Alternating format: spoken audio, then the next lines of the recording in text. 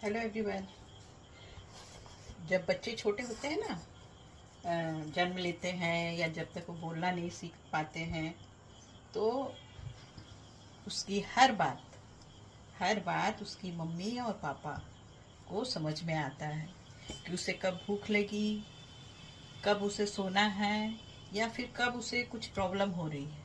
वो बच्चा बताता नहीं है और माता पिता बहुत ही अच्छे से उसको समझ लेते हैं। और यही बच्चे जब बड़े होने लगते हैं ना, जब बड़े हो जाते हैं, होने लगते नहीं, बड़े हो जाते हैं, जब उन्हें लगने लगता है कि अब भाई मैं बड़ा हो गया, तो यही बच्चे कहने लगते हैं कि बहुत सारी ऐसी बातें होती हैं। कहते हैं कि मम्मी आपको ये बात समझ में नहीं आएगी, या फिर पापा ये बात आपको समझ में नहीं आएगी। ये जनरेशन गैप तो है, सब जगह देखने को मिलती है जनरेशन गैप। लेकिन ऐसा नहीं है कि आपके मम्मी पापा को समझ में नहीं आएगी।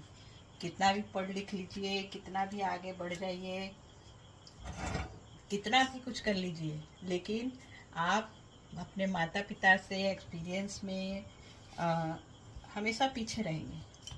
और गार्जियन जो है हमारे, वो बच्चे कहते हैं चुप तो हो जाते हैं, लेकिन उन्हें अच्छा नहीं लगता है। और बच्चों को भी समझना चाहिए कि इस तरह बच्चे बात ना करें। मैं इसलिए कह रही हूँ कि मैंने अपने सामने में ही कुछ बच्चों को बहुत रूडली अपने गार्जियन से बात करते हुए देखा है। और मैंने बोला भी कि इस तरह बच्चों तुम लोग बात नहीं करो, इस तरह बात नहीं करना चाहिए गार्जियन से। लेकिन पता नहीं कितना असर होता है बच्चों पे। लेकिन बहुत बार बहुत सारे बच्चों के साथ मैंने ये देखा है। इसलिए बच्चों समझो, गार्जियन की वैल्यू समझो, बात करने का तरीका सीखो। पढ़े लिखे हो, नहीं भी पढ़े लिखे हो, तो भी कम से कम बात करना तो अच्छे से आना ही चाहिए।